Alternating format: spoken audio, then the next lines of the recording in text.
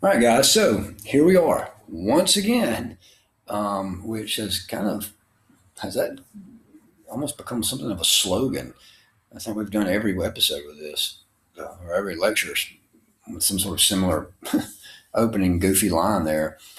Nevertheless, here we are once again, all right, with our discussion on worldview. Now, technically speaking, we could be complete with the course, but I wanted to offer you something uh, that is not necessarily uncommon when you talk about worldview questions and courses that are related to worldview, is this aspect of, well, all right, it's one thing to know these worldviews, but how do we actually dialogue or go through um, or converse with those that may not share the same type of worldview that we have? How do we converse with people that may think differently, that see literally, as we've talked about with worldview, that see the world in a completely different light? Um, they interpret reality, what they may think to be reality or reality, whatever. They interpret that through a different lens, right? Their worldview, hence the entire premise of the course. Now, how do we speak to those type of people without completely going past one another like ships passing in the night? How do we speak with clarity, right? And how can we do this in a way that is not necessarily confrontational, though there is an intentionality about sharing your own worldview with that person in question, or maybe pointing out flaws with what you perceive to be to exist within another worldview. How do you do that? Is there any sort of methodology for doing something like that? Well, I think one of the ways in which you can do that, that we've already discussed at length, is those particular questions, right? Those four major questions that we've looked at over the course of this class, right? Over this course in worldview. You can just start by asking individuals, how do you answer the question of worldviews, right? Well, on your worldview, let's say they say that they're atheist, or they say that they're theist, right? On your worldview, on your take and thing, from your take, where do people come from, right? Where is our, where have we, uh, what is our origin, right? The human species, so to speak. So that would be obviously the question of origin. And then you just go through those. What do you think about morality? What makes something right or wrong, on your view? And then you can try to point them out to being, obviously more or less consistent in that, in their worldview as you go down the line there. Now, I think that's a viable method. I don't think there's anything wrong with that at all. In fact, I think that I've employed that before, right?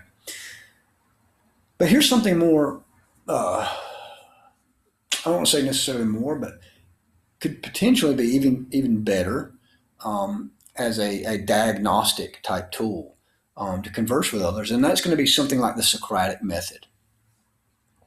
And here I have it obviously entitled Socratic Discussion. And we're going to look at a particular variation of that method that's been popularized by a thinker named Greg Koukl.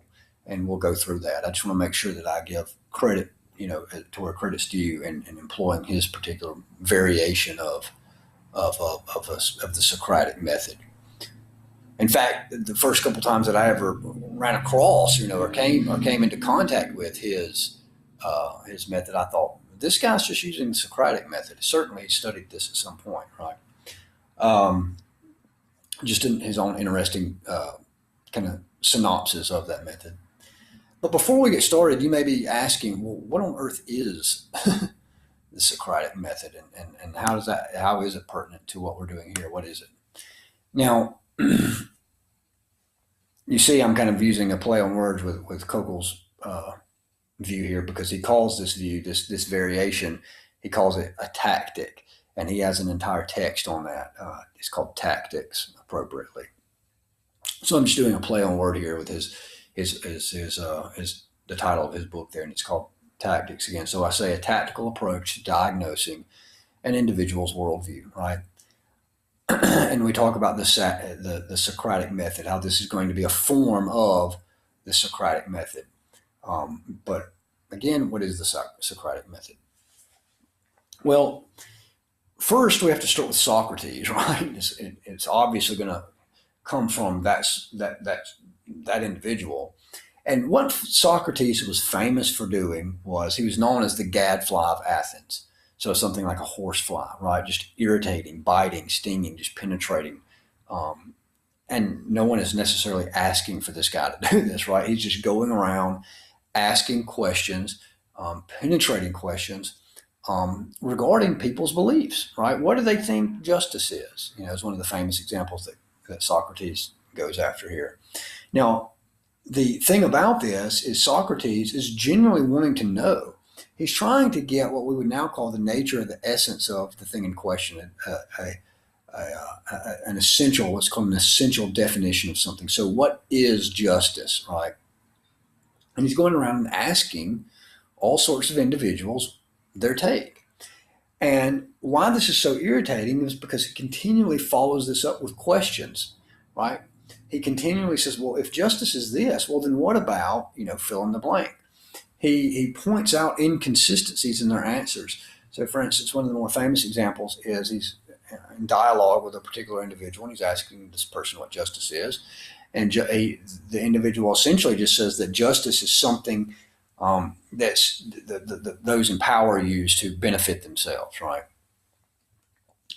And through a series of, again, questions, aggravating questions, supposedly, Socrates makes the point, or again, through questions, he makes the point that is it possible that people make mistakes, that people in positions of power make mistakes, right? And of course, his interlocutor, the person he's conversing with, was like, of course, people end up making mistakes, even those within power. So Socrates points out, well, wait a minute. If justice just is whatever those in power enact for their own benefit, and they're able to make mistakes, can they end up enacting certain things or instituting certain things that would not be for their benefit? And they're like, well, of course, yes. If people can make mistakes, they can do that. Well, then Socrates, well, I'm confused. How could it be that justice is just whatever benefits those in power when you've also just said that those in power can put into practice or implement certain things that don't act for their benefit? That's a contradiction. Well, of course, at that point, his interlocutor is very upset because Socrates has just pointed out a logical inconsistency in that person's, or at least an aspect of that person's worldview, right? But notice he did this through the form of questioning. And by raising these types of questions, it wasn't Socrates necessarily that just went in like a bull in a china shop. Hey, let me prove my point to you. Let me show why you're an idiot. Let me show you why you're wrong. Right? He didn't do it that way. One, because he generally wasn't trying to do that. But then two, he's doing it through a mode of questions. Because when someone is able to be in the driver's seat, so to speak, they feel like that they're answering the questions, and then the way they answer the questions, it's not you that are trying to put words in their mouth, right? It's not you that's trying to tell them what they believe, right? It's literally them explaining their own beliefs to you, right? And then so if there's some sort of difficulty, if there's some sort of contradiction, if there's some sort of undesirable logical implication or absurdity, well, then it wasn't you that stated that, it was them, right? And so when they themselves realize that, it helps people to understand and see a point with greater clarity. Because it's not, again, necessarily them, or let me say it this way, it's not necessarily you that's trying to make that point. They're having the light bulb go off, so to speak, in their own mind. So this is the power of trying to have these types of conversations with the use of a Socratic method, right? This question, this probing methodology, so to speak, when you're trying to evaluate and diagnose what people believe. Now, I've oversimplified that to some extent, right? I mean, obviously there's more to it, but one of the things that the benefits here is that when we look at Kukel's method here, Kukel's method is he tries to systematize this for you, right? He tries to give you a basic template that you can just follow and put into practice in a fashion that's very friendly, right? It's easy to remember. There's nothing necessarily difficult about it. And you're actually engaging with other people, but you're doing it in the form of questions, so it's non-confrontational. So let me give you just kind of a summation of how I might just put what, or how I might just address the question of what is the Socratic method, if I were just to do that in lay terms. So I say it this way, just trying to put it in lay friendly fashion. Socratic method is essentially a careful, deliberate, and precise mode of dialogue in the form of questions, leading by questions, that is, for the sake of finding truth, right, in a non confrontational but very intentional way, right? So let's look at that one more time. It is essentially a careful, deliberate, and precise mode of dialogue in the form of questions, leading by questions, that is, for the sake of finding truth in a non confrontational but very intentional way, right? So again, the point is to put your feelers out, right? What does someone actually believe? What is their worldview? How can I go about that without just stating straight up, what is your worldview, right? I'm asking these penetrating questions that have to do directly with what they believe. So let's start to get into some of the meat and potatoes of it, right, and look at what that may look like. Now, before we do that, I'll just go ahead and outline Kogel's method here. So if you're familiar with Kogel, he likes to make a joke about there's an old television show, and I think it dates him, so to speak. And a lot of people don't necessarily get it because again, it's such a dated example. So I'll try to cash that out. But essentially, there's this old television show called Columbo, right? And so this is what Kogel calls the Columbo Tactic, this type of questioning, because this old Columbo guy was a detective.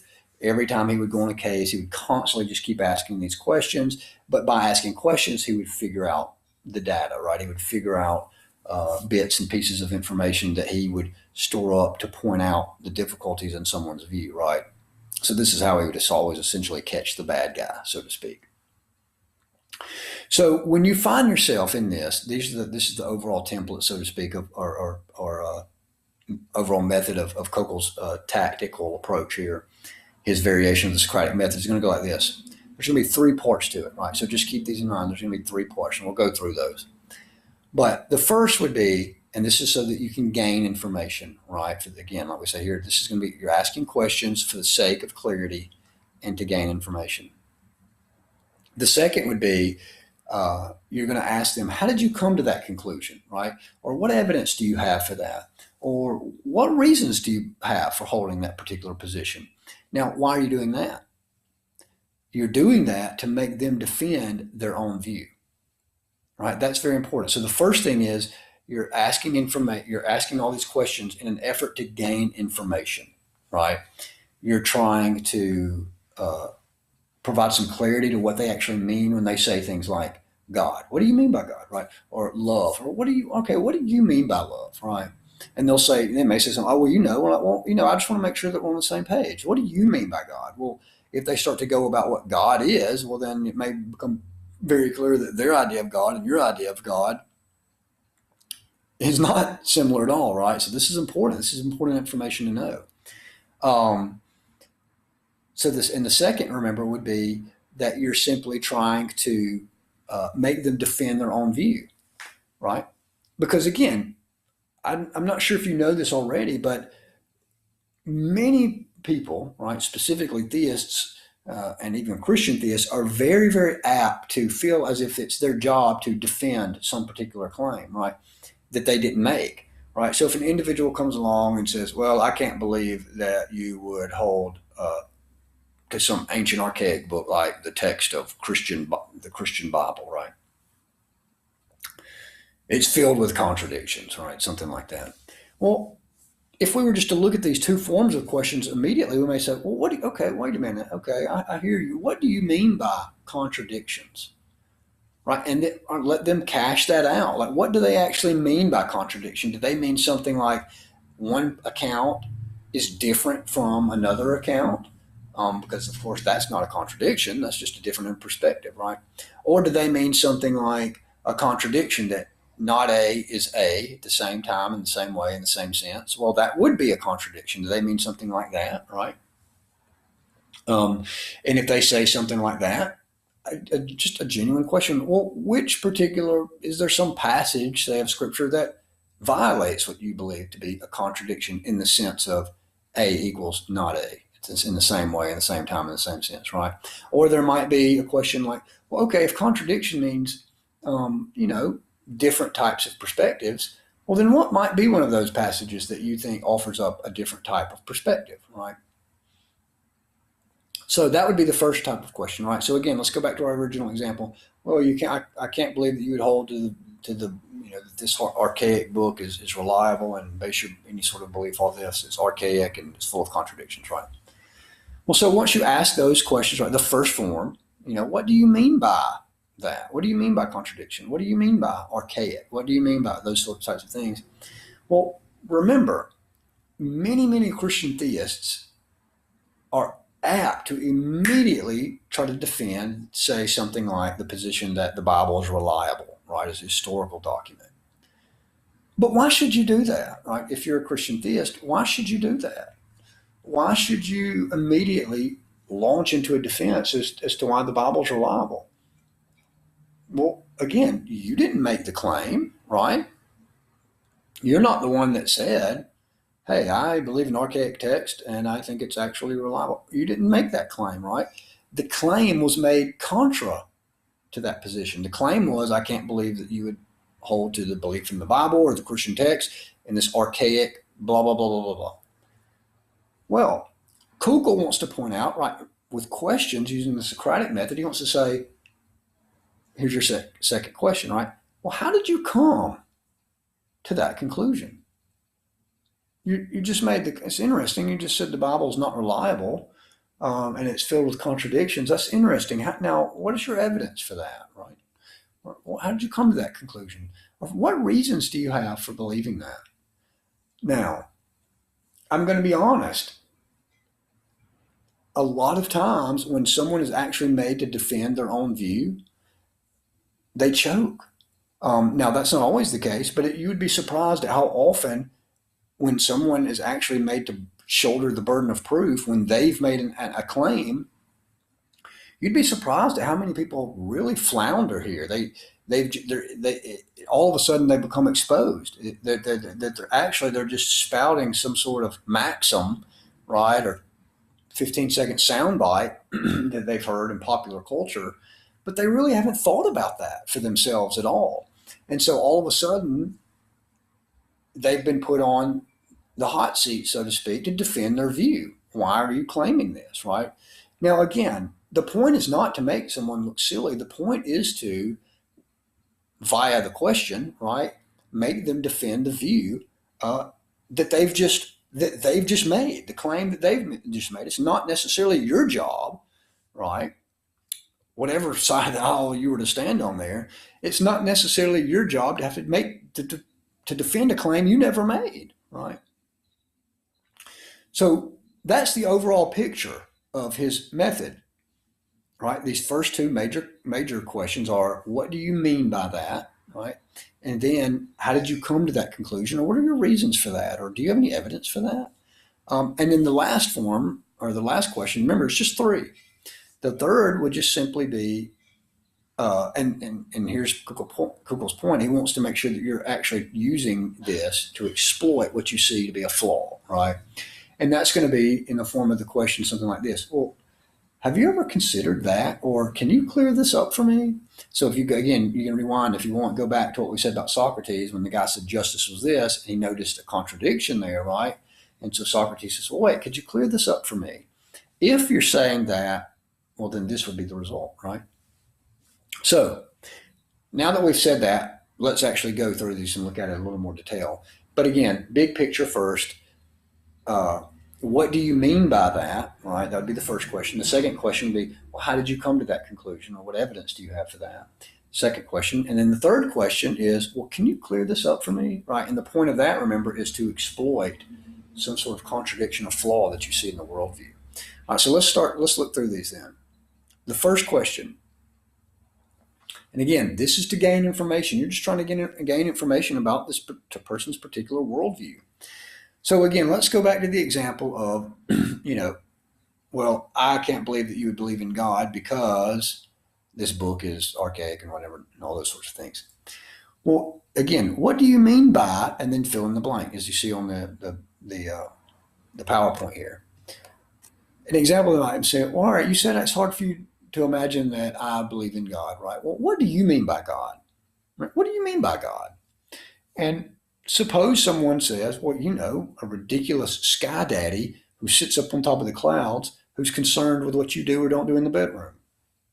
Well, you might say, well, that's interesting because when I say God, I don't mean that, right? That's not if that's the God that you disbelieve in, well, then congratulations, we both disbelieve in the same sort of God. I don't hold as a theist, right? If this is what you are, the theist, I don't hold to the belief that God is a sky daddy who rides around on clouds and his primary concern is what you do or don't do in your private life or whatever. It's a little more robust than that. What I mean by God is, and that gives you a time to clarify your own belief there, right?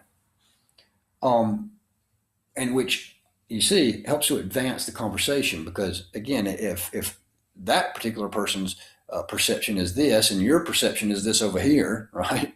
Completely competing perceptions, well then you're going to end up talking past one another. And it doesn't really serve to advance the conversation. Now, Kogel wants to point out too that not only does this clarify what the person is actually trying to say, it gives you insight into what their thinking is, right? Just by asking someone, well, what do you mean by? And then you fill in the blank here, or whatever the question is, whatever you're trying to get clarity on there. It also gives you an insight that lets you know what someone's thinking there, right? And also, again, this kicks off the conversation. It provides what Kogel says is a good conversation starter, right? This helps you to actually advance the conversation into a productive trajectory, right? Now, as I've noted here, it helps them to think through, well, do they even know, right? When they say, what do you mean by, is their definition bumbling? Is it stumbling? Is it coherent? Is it clear? Is it precise? Is it ready? Or is it really they're having to sit there and think about it, right, for quite some time, which again tells you what people think. They may not have thought as deeply about that particular subject as they think that they have, right? Now, and again, it helps to make sure that you're not talking past one another, right, as I have marked there. Now, the second question, how did you come to that conclusion, right? Again, what is the point of this? What is Kogel's main point here? Well, recall, he's wanting you to get into the habit of not immediately having to defend claims or bear the burden there of proof when you are not the one who has in fact made the claim, right? Again, someone says, well, I don't believe in God at all, and you immediately launch into 50 arguments for the existence of God, the cosmological argument, the axiological argument, the teleological argument, the ontological argument, the argument from beauty, aesthetics. You just launch into all these arguments. Well, wait a minute. You didn't make any claim, right? So why are you offering up arguments for claims that you never made, right? So again, someone says, well, I don't believe, again, it's just easy to use these theistic examples because let's just face it, they're black and white and a lot of times in this sort of situation. And everybody kind of has a stake in the game in these types of conversations. So again, well, I don't believe in God. You might say, well, what do you mean by believe, right? Do you mean like intellectual assent? Do you mean something like trust? What do you mean by believe in God, right? Or you might say, well, what do you mean by God, right? Do you mean something like the Ansamian classic definition of being of that which no greater can be conceived? Or do you think of like Zeus? What do you mean by God, right? Again, this really gets the conversation going in a productive manner. Whatever side of the aisle the person is on there, whatever their stake in the game at that point. And then notice again, back to this question here, that when someone says that, and instead of, again, our hypothetical example of the apologist who launches into all these arguments for God's existence, what if instead of doing that, he just said, oh, well, you don't believe in God. That's interesting. Now, how did you come to that conclusion? Or what evidences brought you to that particular point that you would abandon, say, a belief in theism if you ever did have a belief, right? Or what reasons got you to the point where you don't believe in God? Again, you may start to hear some very, very, very shallow reasons to reveal, which reveals that that person hasn't really thought about that in as much depth as they think that they have. Conversely, you may hear some very robust, um, uh, articulate response to that question. But again, that's important, that's valuable because it's allowing you to see what the person thinks again, right? It's allowing you to see their thought process here. It's allowing you to see how you can interact with someone that doesn't necessarily share your view. Now, notice what you've done here. You're in charge of the conversation, yet you're only asking questions. Now, this is not to be manipulative, right? That's to misuse this sort of thing. You can manipulate individuals with words, right? Easily manipulate people with words. Because when you ask these questions, you really are steering the conversation where you want it to go. You're just not doing it in an aggressive or overly assertive manner. You're doing it subtly, right? You're doing it in a subtle fashion by asking questions.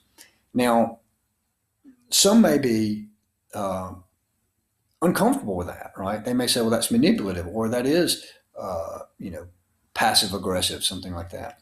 Well, in one sense, if you're trying to get your view across, well, you're going to either do it just, aggressively, or you're going to do it in a form that's more congenial to an actual conversation. And so you have to ask yourself, well, which one would I rather do? Would I rather expose someone and engage with someone with a different worldview than I am in a aggressive manner and tone that doesn't allow them to speak and think at all? Or can I do that in a way where I'm still trying to get my view across, but to do that in a way that actually has to interact with them and lets them speak and clarify their thought and and explain how they got to those reasons and whatnot. Those are basically your options, right? So I don't think there's anything wrong with employing the Socratic method in that regard. Um, Again, you've got to be honest. You've got to be truthful with yourself, right? And that you don't need to be manipulative with these sorts of things because you easily can be. Now, again, with this question here, how did you come to that conclusion? What evidence do you have for fill in the blank, right? What reason got you to this conclusion? This alone, again, as I note here, can be very powerful, and as Kugel says, because it clarifies the reasons for the person's ideas. You're actually seeing their thought process work out, right? And again, probably the most important aspect is they're actually having to bear the burden of proof here. They made the claim. It's their job to defend the claim, right? It's not your job, no matter what side of the aisle you happen to be on in the particular discussion there. You didn't make the claim. It's not your job to bear the burden of proof, right? Now, at this point in the conversation, you're going to start to notice things, right? If you're picking up on different aspects about, well, wait a minute, yeah, a minute ago they said this was a reason, but then this other reason over here contradicts this explanation they gave 2 minutes ago about this, right? Or wait a minute, when I said, what do you mean by that? Let's say God in this instance. When I asked them what do they mean by God, well, now they're saying something that completely doesn't fit with that definition they gave earlier, right? And so you want to point out that flaw, right? You want to point out that contradiction in their worldview. Well, how do you do that? Well, Kugel's going to say again, because this is a variation of the Socratic method, you're going to do that with a question, right? So let me move this just for a second to read this. It says a tactical approach to pointing out radical flaws, contradictions, or inconsistencies, right?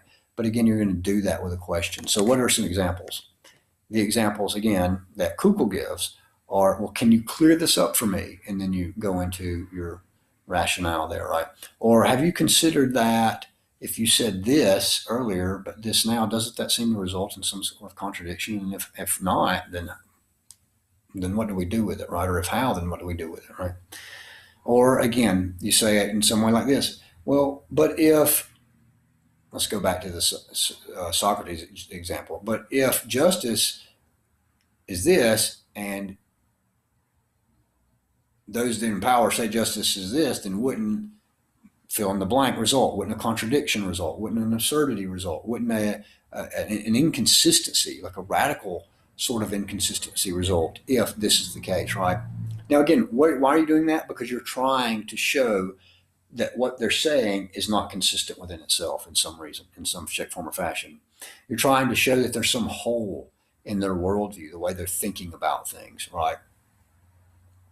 So again, let's say that the person is a nihilist, right, in the atheistic variety of nihilism, and then they say something about how there's no meaning, there's no morality, all these sorts of things. But then, let's say that 10 minutes into the conversation, they start talking about how someone at the coffee shop is being treated poorly by a barista, right? Or they say something about how they've got to go because they've got to take care of some particular uh, you know obligation that they have. Well, then you just again you start to point that out. Well, wait a minute, didn't you say affirm earlier that there was no meaning, there was no morality, but now you're complaining that this barista is being treated unfairly? Well, how is that coherent within your own worldview, right? Again, you're just trying to point out different flaws, different inconsistencies with what's going on. Remember, now again, why go through this? Again, because it allows you to gain information with people that you're speaking with, right? That's always a good thing. You want to gain information. It puts people in the proper spot of when they actually make the claim that they actually have to be the one to shoulder the burden of proof, right? If they make a claim, it's not your job to all of a sudden launch into some offensive, right? Some sort of offense in regards to your own view. As the old saying goes, if you give a man enough rope, he'll hang himself, right? And a lot of times this is what happens when that second question comes about. How did you come to that conclusion? Or why do you believe? What reasons do you have for holding that, right? And sometimes, again, they start to see the inadequacy, not because you are doing it explicitly, but the light bulb is coming on for them, right? You're gaining positive ground. You're actually making some sort of real trajectory um, as you try to progress through the conversation. You're making real ground. You're making progress, right? And again, these questions help to exploit a flaw or a contradiction or inconsistency by letting them realize it. Remember, because you're just asking the question. You're not saying, well, wait a minute, buffoon. You just contradicted yourself, you idiot, right? You're just, or even more nicely, you're not saying, well, wait a minute, you just contradicted yourself. Or, well, wait a minute, that's completely inconsistent. You're just asking in the form of a question. Well, could you clear this up for me? Because it seems like what you're saying is this, but if that's the result, then wouldn't that be a contradiction? Right? You're pointing it out, but you're trying to allow them to see it for themselves, right? Now, Kugel wants to go on and say, let me see, let's go ahead and go to the next slide real quickly.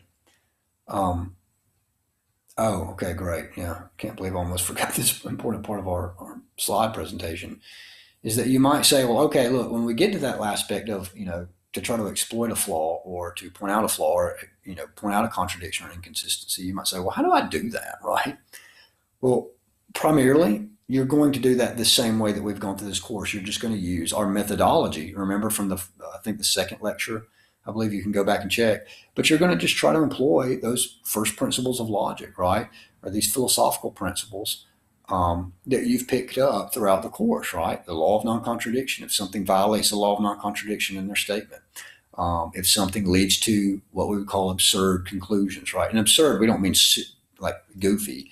We mean absurd in the sense of the actual form of argument, a reductio ad absurdum, right? If there's something they say that leads to an absurd conclusion or even a contradictory conclusion, well, then that would be a flaw. That would be a problem in their worldview, right?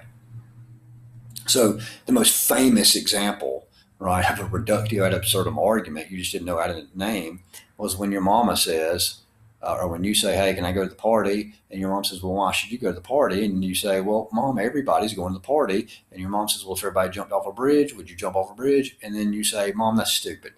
Well, guess what, guys? It is stupid.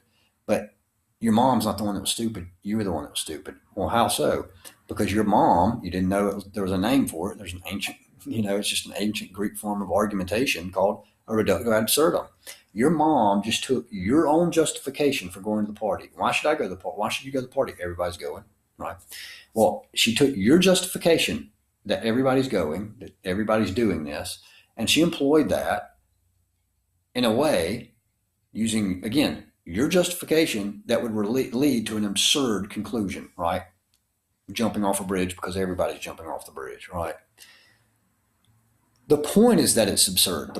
The point is to show that your justification is terrible because it leads to these other consequences. Now, usually you might say, well, that's absurd, it's ridiculous, right? And that's, again, the point. The point is that, well, if that's your justification, this is the result. So maybe maybe you do have a good reason to go to the party, but that can't be the reason because it leads to these absurd conclusions, right? That's, again, one of our philosophical principles, some of these aspects of logic, when we're looking at trying to point out these flaws, right? When we're looking at difficulties within a worldview, does one of their justifications, right? Does one of their reasons lead to something absurd, right? Or is it self-defeating, right? These sorts of things. You're just employing the methodology that we would look at any worldview already. You're just doing it what? In the form of a question. That's right. Now, one of the benefits too that Coco would want to say about this is that let's say that you find yourself on the opposite end, that you're just getting grilled in regards to a topic that you're not necessarily sure about, right? Kugel says that this Socratic, his variation on the Socratic form of dialogue is valuable in that situation. Let's say that you find yourself again in a situation you're just not prepared to answer yet. Well, you can continue just to ask questions, right? Well, what do you mean by that? How did you come to that conclusion? And then you just can say, if you've exhausted that as tactfully as you can just say, that's interesting. I'm not sure. Let me look into that. That's a good point. There's no shame in admitting that you don't necessarily know something. Again, sometimes we're so concerned, our ego becomes so wrapped up within our position that we feel like that if our position is questioned and that there's a good point, a good question or a good observation that's made against our own position, that somehow defeats us personally, right? Well, that's not necessarily the case. Again, there's nothing wrong with saying, well, I'm not sure. Let me look into that, right? But even still, just by employing these questions, what do you mean by? How did you come to that conclusion? What are your reasons? You can navigate through what Coco likes to call the hot seat, right? When you're actually the one being grilled, right? You can continue to employ these types of questions to keep from getting just absolutely run over or bulldozed, so to speak. And it gives you the opportunity to, again, as Coco likes to say, just research that at your own leisure, right? It gives you time, it gives you opportunity to try to figure out an answer if there's one to that point that the other person makes, right? Now, let's keep going here. Skip on down. Oh, fantastic. Forgot to conclude or end up with the last slide, but that's okay here. I'll have it included for you guys. But what we just want to point out is that there's a way in which that we can employ these types of, let me say it this way, we can make this course practical, right? This worldview course can be made more practical by using these types of methods like that Kugel offers here in the form of a Socratic type dialogue, by asking questions, right? You can just ask these questions and you would be amazed at how often that will help you in navigating these dialogues with those that disagree with you on various topics. Again, it doesn't necessarily, you can forget the theism, atheism stuff that I just was using just then.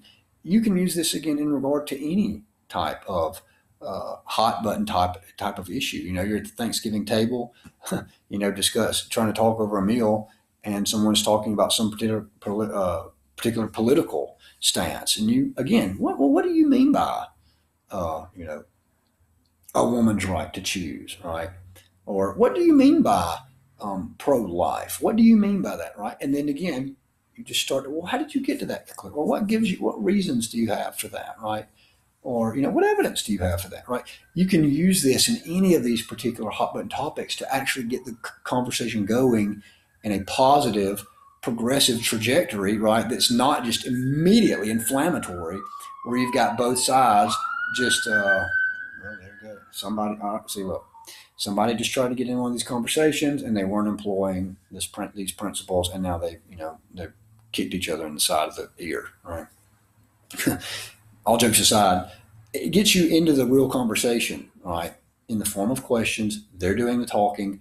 You're learning what they think. You're learning how they reason, if they've been reasoning at all, or if they're just spouting off some sort of cultural mantra, right? Helps you to get going in the right way, right? Now, again, these are yours, right? These PowerPoints are yours. You can go back through this. You can listen to these lectures as many times as you need to. I want to see, you guys, proverbially, metaphorically speaking, I want to see you guys actually use these types of methods, this tool, so to speak, when you have conversations with people that you disagree with. I'm convinced that this is really, and I'm saying this to myself as well.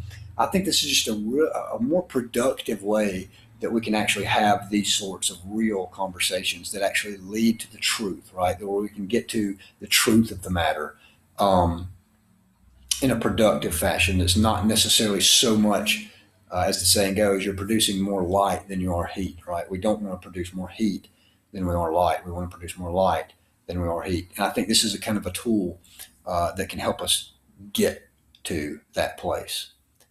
Now, again, this is a shorter lecture because I just wanted to give us something to finish out the course on, to kind of get our boots on the ground when we now that we've got all this knowledge about different worldviews. This can help us get our feet on the ground, right? Get the boots on the ground. So I hope you've enjoyed this course. I've enjoyed trying to navigate you through it. I hope that there's been something that you've picked up here, maybe something that you didn't know earlier. Um, Hope it wasn't a total washout for you. Thanks. Maybe I'll see you in a different course. Via con Dios, amigo.